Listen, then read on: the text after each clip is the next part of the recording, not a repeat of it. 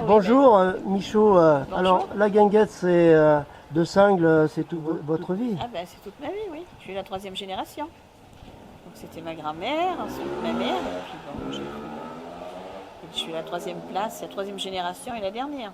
J'ai fait une photo symbole de la transition de la guinguette. Le système de base déjà fait que ça peut pas être traditionnel parce que le bâtiment nous est prêté par la commune, il nous est mis à disposition. Donc on l'entretient, on paye les charges, on fait les réparations, on l'aménage plus ou moins à notre guise. Chaque fois avec l'accord de la mairie, à chaque fois qu'on fait quelque chose de nouveau. Et du coup c'est un bâtiment qui est commun, quoi, qui appartient à la commune, qui appartient aux habitants, qui appartient aux gens. Qui s'appelle La Guinguette. L'association La Guinguette réhabilite un peu ce lieu et sous une autre forme, on va dire. Alors, ça reste dans la continuité quand même, hein. Un lieu où on se retrouve le dimanche, c'est un lieu intergénérationnel, social, festif quand même, parce que bon, il y a des concerts, du théâtre, des spectacles, des événements, des ateliers. Des ateliers, il y a également des conférences sur différents thèmes, sur les adhérents qui viennent, et ensuite qui donnent ce qu'ils veulent en gros. Et à prix libre. Les repas sont à prix libre et conscient, c'est-à-dire qu'on affiche le coût de revient en fait, du repas et les gens en conscience donnent ce qu'ils veulent pour le repas. Au moins le coût de revient est souvent proche. Voilà, donc il n'y a pas du tout un esprit de commerce. Un esprit de commerce, de rentabilité. L'idée c'est que l'association dure longtemps et c'est vraiment un lieu d'échange. En fait. Voilà, je crois que c'est là le mot fort, c'est le lieu d'échange et de rencontres, les rencontres, les relations humaines. À nouveau. Et si vous regardez autour de vous, c'est vraiment très intergénérationnel. Voilà. La Guinguette c'est ouvert tous les dimanches midi. Il y a un repas tous les dimanches midi. C'est JB qui propose qui cuisine en fait bénévolement et des produits sains locaux, etc. Et il y a souvent 30-40 repas le dimanche midi. Donc c'est pas rien. Comment ils peuvent réserver? Alors la réservation c'est que pour les repas du dimanche midi. En fait le menu est diffusé à travers notre base de clients, en fait, même pas de clients, d'adhérents qui reçoivent le menu chez eux sur leur boîte mail et puis mon numéro de téléphone et ils réservent directement. Donc d'abord tu invites les gens, c'est-à-dire d'abord adhérer à l'association. C'est ça. Ensuite après, ils reçoivent le mail pour le repas. Alors, après c'est ouvert, les repas sont ouverts. Alors l'adhésion c'est combien l'adhésion? C'est à prix libre, tout est à prix libre aussi. Tout est à prix libre. Je vois, tu arrives à faire un repas à 4,50 €. C'est pas cher, mais ça tourne toujours autour de 5 €. Entre 4 € et 6 € le coût de revient. Donc ça, Aujourd'hui le repas est à 4,50 parce qu'il a eu 200, je ne sais plus combien d'euros de frais de courses, etc. Et il a divisé par 45 personnes parce qu'il y a 45 personnes qui mangent aujourd'hui. Donc le coût de revient, c'est 4,50. L'association de la Guinguette? Oui. Ah, c'est parce que j'habite pas loin. Et puis il se passe plein de choses ici qui changent un petit peu de ce qu'on a l'habitude de voir dans le coin. Plein de jeunes qui veulent faire plein d'activités anciennes, ou retrouver la convivialité. C'est ça que vous recherchez?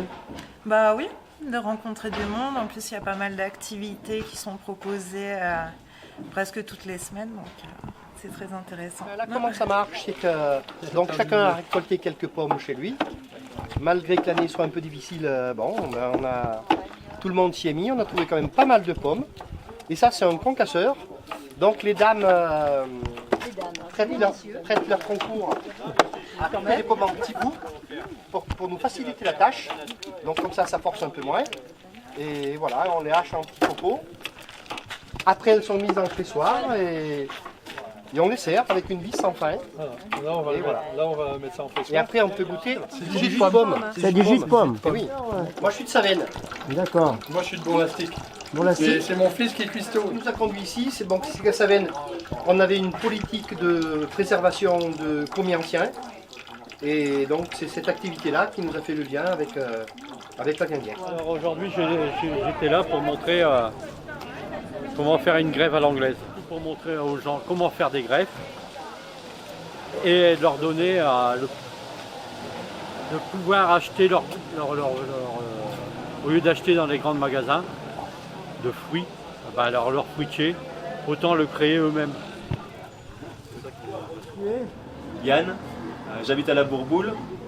Puis là on brasse, bon c'est un peu le bazar parce qu'on est en train de faire du cidre en même temps et du jus de pomme et tout ça. Mais là il y a la petite brasserie, donc on l'a montée avec un copain. Donc c'est du matériel de récupération et voilà, on fait ce qu'on peut avec ce qu'on a, quoi. Donc c'est le début, c'est un peu le bazar. À la base. Ouais, moi j'ai une formation à la base, j'ai fait un master dans les procédés fermentaires en fait, vin, bière, fromage.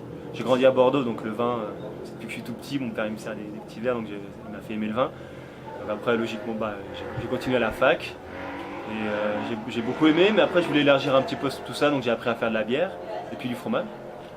Et donc là c'est pour pas perdre la main en fait, pour aussi faire vivre un petit peu l'assaut, donc du coup pour aider en fait. Donc faire un peu de bière, c'est logiquement quand c'est bien. D'accord, autrement ton métier c'est... Brasseur, ouais. Mon métier c'est brasseur. La Bourboule pour l'instant je fais des petites saisons parce qu'il n'y a pas de brasserie. J'aimerais en monter une, mais pour l'instant voilà, c'est pas. Donc on va en reprendre une peut-être bientôt, on verra. La guinguette, par connaissance comme ça, et puis par plaisir de voir des initiatives intéressantes qui font revivre un coin qui était un petit peu mort depuis la fermeture du café-restaurant. Donc c'est bien qu'il y ait une équipe qui ait pris ça en charge et qui fait vivre ce lieu avec des initiatives originales. En fait, il se passe pas grand-chose dans le village à part ça en fait. Donc c'est bien, ça crée un peu de lien entre les gens et puis ça permet de rencontrer un peu des personnes qu'on verrait pas sinon. La Rode, enfin. La Rode, d'accord, et l'association, voilà, c'est un lieu de vie. C'est un lieu de vie, ça permet aux gens de se voir, de manger ensemble, d'échanger, de faire des activités comme on a vu là. Aujourd'hui, c'est le jus de pomme. Bonjour, salut, alors moi je m'appelle Boris et puis je suis venu ici à la Guinguette pour partager un petit peu sur les arbres.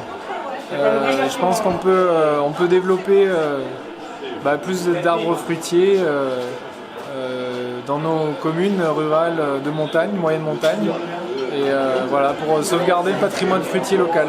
Ça permet de rencontrer du monde, des gens divers et variés, des thématiques différentes à chaque fois. Et ouais, tu vois, c'est sympa, c'est bon enfant, personne ne se prend la tête. Pour le moment, nous sommes ouverts d'avril à novembre avec une soirée concert ou spectacle tous les premiers samedis du mois, le restaurant tous les dimanches midi, des animations, ateliers ou autres événements qui sont proposés par les adhérents. Il y a par exemple aussi un marché de producteurs locaux certains dimanches matins, etc. Le programme il est indiqué sur notre site internet guinguettedecingle.org. Cette année 2019, la soirée de clôture aura lieu le 30 novembre et ensuite on redémarre la saison 2020 le premier samedi d'avril. En fait, la fermeture hivernale, elle nous permet de continuer les travaux de rafraîchissement du bâtiment, notamment grâce au soutien de la mairie. C'est aussi le temps qu'il nous faut pour préparer la saison suivante. Et cette année plus particulièrement, on va s'occuper aussi de rechercher des subventions et des financements pour pouvoir développer l'activité, notamment en salariant un mi-temps coordination et un mi-temps cuisinier. Donc voilà, pour conclure, la Guinguette de 5, c'est un café culturel et associatif qui vit par et pour ses adhérents. Donc chacun peut participer aux activités ou organiser un événement selon ses envies. Donc vous êtes tous les bienvenus.